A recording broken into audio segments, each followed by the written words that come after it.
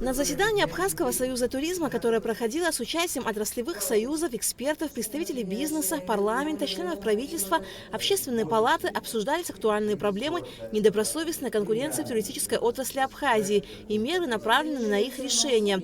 Открывая заседание, президент Абхазского союза туризма Анна Калягина сделала обзор текущей ситуации на туристическом рынке республики.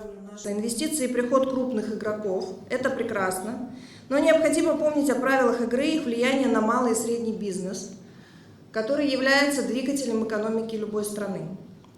Наша общая задача – создать такие условия, в которых малый и средний бизнес смогут не только выживать, но и процветать, а не закрываться под давлением крупных игроков. Мы должны объединиться, чтобы защитить наши интересы и обеспечить устойчивое развитие туристической отрасли в Абхазии. Основной проблемой недобросовестной конкуренции отмечался демпинг цен со стороны крупных туроператоров и гостиничных комплексов.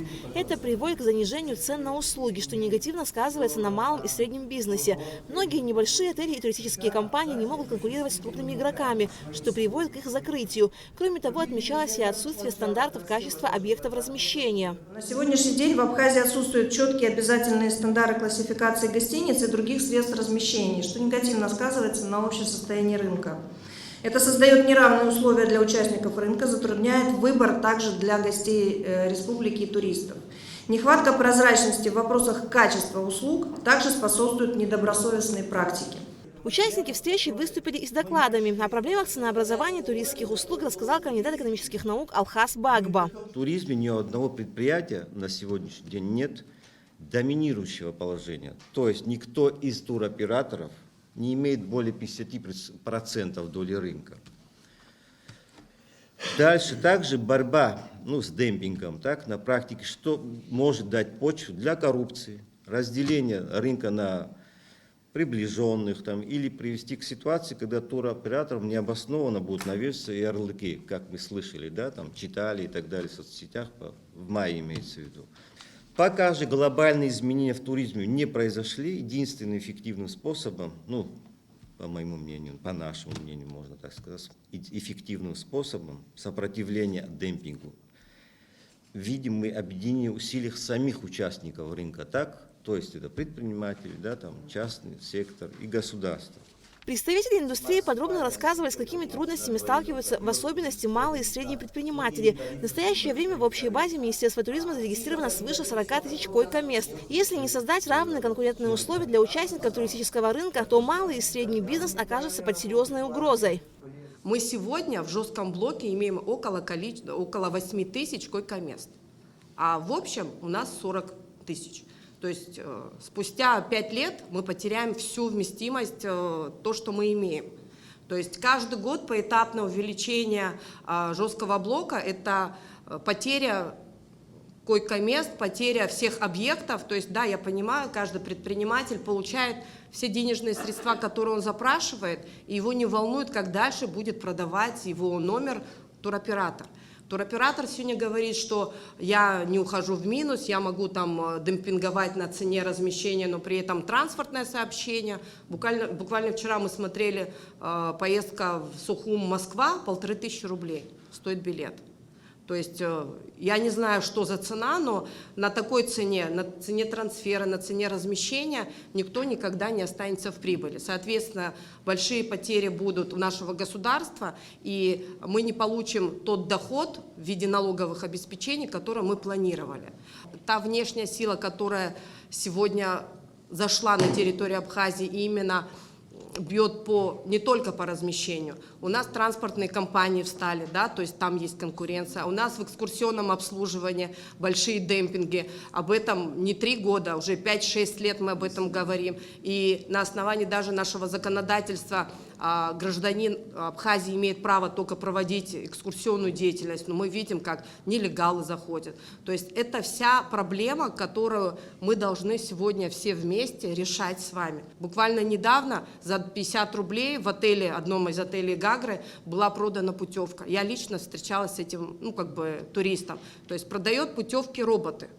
То есть это агрегаторы, которые работают, и они работают не на месяц, не на неделю, они работают с учетом среднего сезонного колебания. То есть они высчитывают койко-место, они высчитывают количество дней, на сезон, и, соответственно, они могут где-то продать за 50 рублей, где-то могут продать за 5 тысяч или за 25 тысяч. Все зависит, опять же, от качества отеля. Но мы должны не унижать себя, свое государство, свою инфраструктуру, а наоборот усовершенствовать. Законодательная база на сегодня, я считаю, это основной рычаг, который может повлиять на все внешнее воздействие, которое мы сегодня имеем. Мы должны защищать малое и среднее предпринимательство. Мы должны находить пути решения этих проблем. Я не считаю, что закрытие счетов или какие-то драконовские методы и меры должны вводиться у нас в стране. Рынок должен быть стабилизирован. И самое главное, и вот мои коллеги здесь сидят, самые главные предложения должны исходить от вашего ведомства, который будет учитывать мнение вот всех наших коллег, которые здесь присутствуют и не присутствуют тоже. Пожалуйста, давайте мы поставим работу таким образом, чтобы каких-то ультиматумов, каких-то резких каких-то вот шагов мы не предпринимали, создали такую конструктивную рабочую обстановку, выработали механизмы максимального решения существующих проблем. Владелец турфирмы Борис Саджатый в своем выступлении коснулся и темы деятельности на территории Абхазии нелегальных турфирм и их гидов. Крупных туроператоров, которые сюда зашли, и здесь на территории Абхазии работают с нашими фирмами, остался один единственный рычаг. Если им дадут разрешение, чтобы они работали со своими экскурсоводами, следующий шаг будет простой. Вызовут наши, я имею в виду крупные туроператоры российские, вызовут наших ребят, которые работают с ними в туриндустрии. То есть скажут им: спасибо, ребят, за то, что вы там 2-3 года с нами поработали. Теперь у нас есть свой транспорт, у нас есть свои экскурсоводы, вы нам не нужны. Вот к чему идет ситуация. Нам, во-первых, мешают те, которые сюда заезжают частным образом.